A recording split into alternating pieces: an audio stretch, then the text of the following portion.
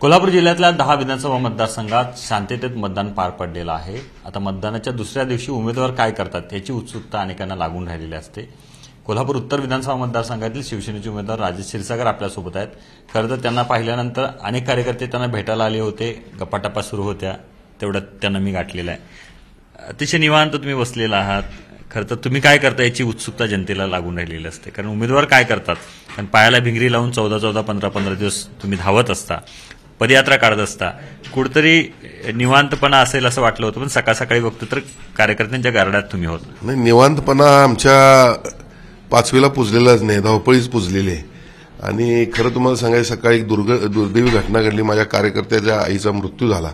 त्यामुळे मी सकाळी 8 वाजताच पंचगंगा घाटावर होतो। क्रियाकर्म आवरल्यानंतर या ठिकाणी आलो। निवडणूक आवरल्यानंतर थोडं आपल्याला रिलॅक्स झाल्यासारखं वाटतं, पण भेटीगाठी या चालूच ठेवाव्या लागतात, कारण निवडणुका म्हणलं तर अनेक कार्यकर्ते आपल्यासाठी काम करत असतात, मित्रमंडळी काम करत असतात, पै पाहुणे आपले असतात, नातेवाईक असतात, आणि मग अशा वेळेला आपण कुठेतरी रिलॅक्स व्हायचं, त्यांनी आपल्यासाठी धावपळ केली असते हे माझ्या मनाला पटत नाही। मी म्हणा, माझी दोन्ही मुलं आज वरती ऑफिसमध्ये आहेत, माझ्या मिसेस सगळ्यांना भेटत आहेत, माझे कार्यकर्ते सर्व या ठिकाणी आहेत, आणि हेच आपलं सामाजिक एक भावना ठेवून आपण काम केली पाहिजे।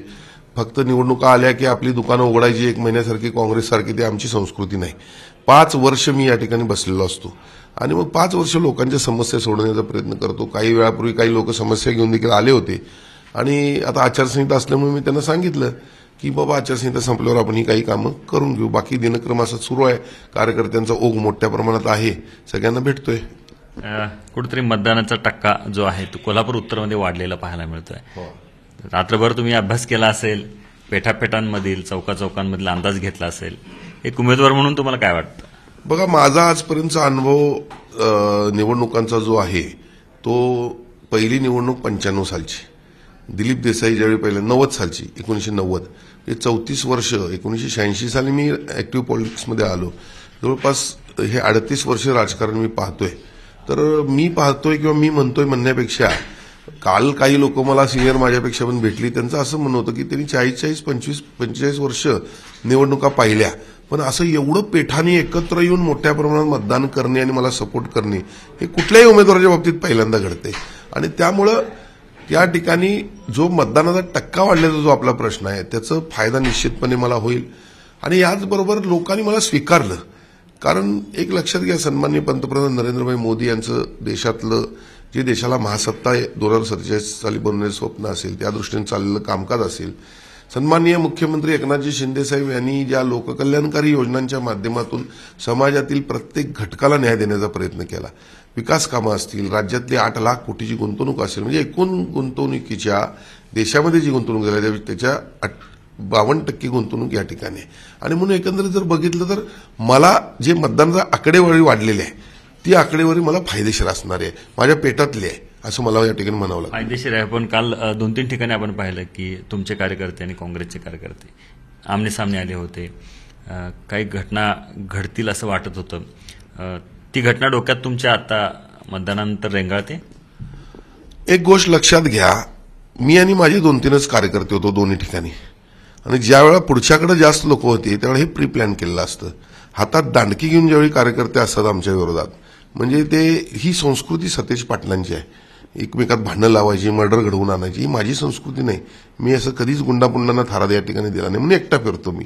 काल पहिली घटना जी घडली टाकळ्यावर, त्यावेळेला मी आज त्यासाठीच प्रेस बोलवली की टाकळ्याला पहिली घटना घडली त्यावेळी मला काही लोकांचा फोन आला की आम्ही मतदान करणार नाही, आमच्या भागात काही काम होत नाही। मी त्यांना भेटायला गेलो, काय काम आहे तुमच्या भागात? मी आता बोलू शकत नाही, पण मी आचारसंहितेनंतर तुमच्याकडे येऊन ही सगळी कामं करून देईन। आणि मी गाडीत बसायला गेलो तर कोणतं माझी शूटिंग घेत होता। मी म्हणाले, का बाबा तू शूटिंग घेतोय? तर तू माझ्याकडे शिवाय देत माझ्या अंगावर चालताल, एक चालताला बघतोय पाठवून 10-15 जण चालत, त्यांच्या हातात दांडकी होती।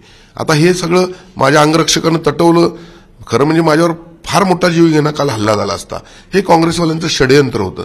आणि मग काल त्यानंतर आता ते माझे अंगरक्षक पण त्या बाबतीत पोलीस कंप्लेंट करतील, मी पण करेन, पण एक लक्षात घ्या, हे सगळं प्री प्लॅन करायचं आणि मी किती सज्जन आहे असं भासवायचं, हे पूर्वी देखील या कोल्हापूरनं बघितलेलं आहे। दुसरं मी तुम्हाला सांगतो, मी कसबा बावड्यामध्ये एका मतदान केंद्रावर गेलो होतो, त्या ठिकाणी माझाच जुना कार्यकर्ता जो उबाटामध्ये, आणि माझा तिथला शहर प्रमुख सुनील जाधव, तो येता येता काहीतरी सुनील जाधवला ऐकवला, गद्दार गद्दार काहीतरी म्हणला. सुनील जाधवने ती गळपट पकडली. हा आमच्या 2 कार्यकर्त्यांच्यातला वाद मी मिटवला. अरे म्हणलं चला सोडून द्या, कशाला वाद करताय. मी मतदान केंद्रावर आलो आणि दरवेळा मतदाना दिवशी माझा दिनचर्येमधला एक विषय असतो की मिसळ आम्ही खातो, जेवत नाही दुपारी. आणि मग त्यावेळेला मिसळ खात असताना बाहेर एवढ्या मोठ्या प्रमाणात मॉब जमवायचा आणि मग त्या ठिकाणी घोषणाबाजी करायची, सुनील जाधवला सोडणार नाही. मग मी बाहेर गेलो, काय म्हणलं तुमचं म्हणणं आहे. आणि मग अशा वेळेला मॉब वाढत गेला, आमचा पण मॉब यायला आला. मग शेवटी ते हिरोहून यायचं आणि बाजूला यायचं आणि आम्ही हिसाब चुकता करेन म्हणजे काय दादागिरी करायची. कसला हिसाब चुकता करता तुम्ही. आम्हाला संयम आमच्यात आहे. मग तुम्ही काही बोलला, आमच्या कार्यकर्त्याच्या केसाला धक्का लागला तर आम्ही गप्प बसणार काय. ते आमचे प्रमुख सोडतील का. आणि म्हणून अशा पद्धतीचं जे घाणेरडं राजकारण या सतीश पाटलांच्या कोल्हापुरात आहे. तुम्ही पूर्वी बघा, ते गृहमंत्री असताना, गृहराज्यमंत्री असताना किती मर्डर झाले या ठिकाणी. हे अतिशय चुकीच्या पद्धतीने राजकारण त्यांच्याकडून केलं जाते. शेवटी बघा, माझे अंगरक्षक होते, आमच्या अंगाला कोण हात लावू शकत होतं. पण लोकांच्यात गैरसमज पसरवायचं. ही निवडणूक अख्खी तुम्हाला सांगतो, त्यांनी टीका टिप्पणी विकासावर बोला मी म्हणत होतो नेहमी. काय केलं त्यांनी या कोल्हापूर जिल्ह्यासाठी. पालकमंत्री होते, गृहमंत्री होते आणि जनतेने त्याचं आता उत्तर दिलेलं आहे त्यांना. मी फारसं काही वाईट कुणाच्याच बाबतीत बोलणार नाही. तुम्ही बघत असाल, मी निवडणुकीमध्ये पूर्ण संयम ठेवून आहे. माझ्या कुठल्याही गोष्टीचा म्हणजे जाणीवपूर्वक असा काहीतरी भासवलं जातं की मी चुकत असतो दरवेळेला. म्हणून मी संयम ठेवलाय. मला काही चुकीचं वागायचं नाही. पण कुठंतरी एक वेळ अशी येते, माणूस आहे, माणसाला चीड पण येत असती. आणि म्हणून हे सगळं जे चाललेलं आहे त्यांचं हे राजकारण, आता मी 5 वर्षापूर्वीच त्यांना बोललो होतो, राजकारण राडगाडग्यासारखं आहे. पापाचा घडा भरला की राजकारण खाली जाते आणि त्यांचा पापाचा घडा आता भरलेला आहे. या निवडणुकीच्या निकालानंतर सिद्ध होईल. आपण पाहिलं की मतदानानंतर खरं तर उमेदवार निवांत असतात. कार्यकर्त्यांना पण सांगतात की दुपारनंतर साधारण तुम्ही या. पण राजेश क्षीरसागर 7 वाजल्यापासून या ठिकाणी ऍक्टिव्ह मोडवर आहेत. आणि त्याचबरोबर काल ज्या काही घटना घडलेल्या आहेत त्या संदर्भात सुद्धा ते आपण पाहिलं की वेगळ्या पद्धतीनं पत्रकार बैठक घेऊन सतीश पाटलांना त्या ठिकाणी त्यांनी टार्गेट केलेलं आहे. आणि जी चुकीची भूमिका आहे त्याविरुद्ध आम्ही अशाच पद्धतीचं भूमिका मांडत राहू, अशा प्रकारचं मत नोंदवलेलं आहे. कॅमेरा मिथुनचा प्रताप नाईक, जी 24 तास, कोल्हापूर.